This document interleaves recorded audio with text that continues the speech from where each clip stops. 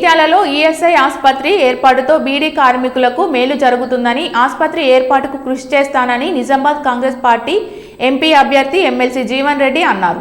జగిత్యాల పట్టణంలోని పొల్నాల గార్డెన్స్లో బీడీ కార్మికులు, ఠేకేదారులు, కార్మికుల ఆత్మీయ సమ్మేళనానికి ముఖ్య అతిథిగా నిజామాబాద్ కాంగ్రెస్ ఎంపీ అభ్యర్థి జీవన్ రెడ్డి హాజరవగా పలువురు ఠేకేదారులు కాంగ్రెస్ పార్టీలో చేరగా కాంగ్రెస్ పార్టీ కండువా కప్పి పార్టీలోకి ఆహ్వానించారు. ఈ సందర్భంగా ఎమ్మెల్సీ జీవన్ రెడ్డి మాట్లాడుతూ బీడీ పరిశ్రమ కార్మికులకు ఉపాధి చూపుపోతుందని, బీడీ కార్మికుల సమస్యలు పరిష్కరించేలా కృషి చేస్తానని అన్నారు.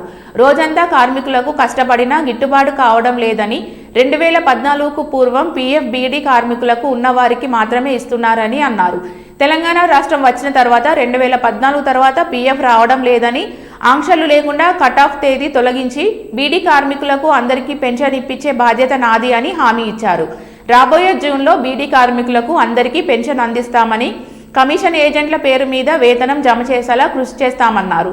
బీడీ కార్మికులకు వచ్చే పీఎఫ్ పెన్షన్తో సంబంధం లేకుండా రాష్ట్ర ప్రభుత్వం ఇచ్చే పెన్షన్ అందేలా కృషి చేస్తానని, ఇల్లు లేని బీడీ కార్మికులకు ఇంటి నిర్మాణం కోసం 5 లక్షలు కేటాయించే బాధ్యత నాది అని హామీ ఇచ్చారు.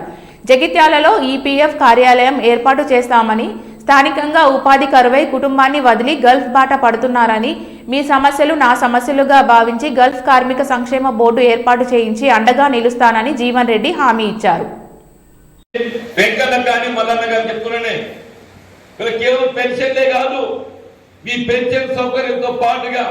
మీ ఈపీఎఫ్ కార్యాలయం జగిత్యాలలో ఏర్పాటు చేయబడడం కూడా నా బాధ్యత అని చెప్పంటున్నా. ఈఎస్ఐ ఆసుపత్రి కూడా నా బాధ్యత అని చెప్పంటున్నా. ఇంతవరకు ఏదైతుందో మీ అందరి అభిమానంతో కేవలం శాసనసభలకు గుర్తింపు పొందిన నాయకుడు గుర్తినే. మా పట్టభద్రుడు చదువుకున్న ఏదైతుందో నన్ను శాసన మండలికి ఎంపిక చేసింది. శాసన మండలి సమావేశం ఎప్పుడు నిర్వహించబడ్డా శాసన మండలి ఎవరి గలం వస్తుంది అంటే జీవన్ రెడ్డి. నేనేం చెప్తున్నా తల్లి, మన రాష్ట్ర ప్రభుత్వం యొక్క హక్కులు పరిరక్షణ చేయడంలో వీళ్ళ కేంద్ర ప్రభుత్వాలకు సంధానకర్తగా చెప్పంటూ నేను రాష్ట్ర ప్రభుత్వ హక్కుల పరిష్కారకు సాధనకు నిలబడే ఒక బాధ్యత నాపై ఉంటుందని చెప్పంటున్నాను. పార్లమెంట్ లో మన జగిత్యాల వాణి పార్లమెంట్ లో ఇంతవరకు మరి ఈ ప్రాంతం వెళ్ళి ఎంపికైన పార్లమెంట్ సభ్యుడు మాట్లాడడం తెలియదు. కానీ నేను ఎవరైనా మన గోపాల్ గారు నాకు ముందే అది మొత్తం ఎక్సైజ్ బాడీ బిల్డింగ్ దాంతో ఎవడు పెట్టుకోవాలి.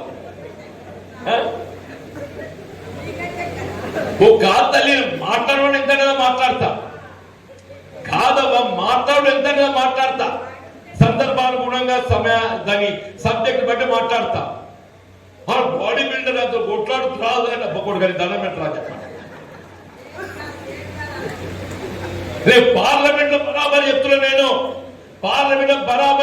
నేను వీళ్ళు ఏ జగిత్యాల ప్రాంతం ఏదైతుందో ఈ గడిచిన 4 దశాబ్దాలు ఈ ప్రాంతం గర్వపడే విధంగా జగిత్యాలంటే జీవన్ రెడ్డి జగిత్యాల గుర్తింపచ్చే విధంగా నేను బాధ్యత ఇచ్చిన్నాం. నేను భవిష్యత్తులో జాతీయ స్థాయిలో ఎవరి జీవనం అంటే జగిత్యాలని తెలియజేసే విధంగా ఏదైతుందో ఆ బాధ్యత నిర్వర్తిస్తాను చెప్పండి.